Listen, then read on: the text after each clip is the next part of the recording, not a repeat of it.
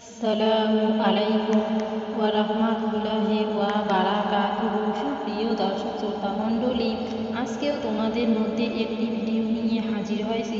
আজকের ভিডিওর মূল বিষয় হলো আয়াতুল কুরসি ও আয়াতুল কুরসির ফজিলত। আয়াতুল কুরসি ফজিলত হলো, আয়াতুল কুরসি কাগজে লিখে দোকানে ঝুলিয়ে রাখলে সে দোকানে বিক্রি বেশি হবে ও সে কারো মুখাপেক্ষী হবে না। 2 নম্বর, হাদিস শরীফে বর্ণিত আছে, যে লোক সকালে ও শয়নের পূর্বে আয়াতুল কুরসি পড়বে, আল্লাহ স্বয়ং তার তত্ত্বাবধানকারী হবে। কাজেই সারাদিনের মধ্যে শয়তান তার নিকট ঘেঁষতে পারবে না, কেননা আয়াতুল কুরসি পাঠকারীর নিকট শয়তান আগমন করবে না বলে ওয়াদাবদ্ধ রয়েছে। 3 নম্বর, দুনিয়ার কোনো উদ্দেশ্য হাসিল করার জন্য এই আয়াত 201 বার পাঠ করলে আল্লাহ পাক তারা সম্পূর্ণ দান করবেন, পূর্ণতা করে দেন।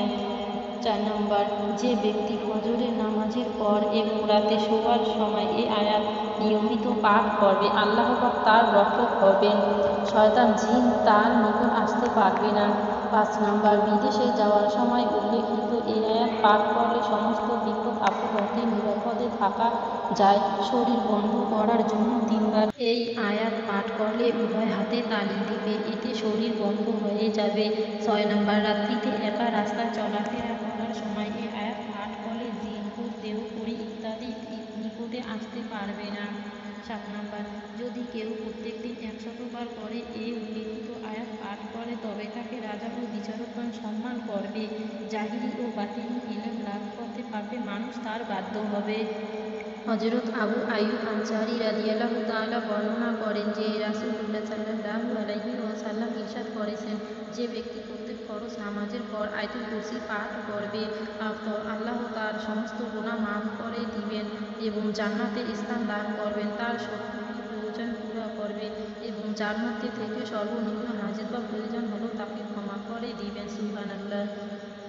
আয়াতুল কুরসি হলো, আল্লাহু লা ইলাহা ইল্লা হুয়াল হাইয়ুল কাইয়্যুম লা তাখুযুহু সিনাতুন ওয়া লা নাওম লাহু মা ফিস সামাওয়াতি ওয়া মা ফিল আরদ মান যাল্লাযী ইয়াশফা'ু ইনদাহু ইল্লা বিইজনিহি ইয়ালামু মা বাইনা আইদিহিম ওয়া মা খালফাহুম ওয়া লা ইউহিতুনা বিশাইইন মিন ইলমিহি ইল্লা বিমা শাআ ওয়াসি'a কুরসিয়্যুহুস সামাওয়াতি ওয়াল আরদ ওয়া লা ইউউদুহু হিফযুহুমা ওয়া হুয়াল আলিয়্যুল আযীম। ভিডিওটি ভালো লাগলে লাইক, কমেন্ট, শেয়ার করবেন এবং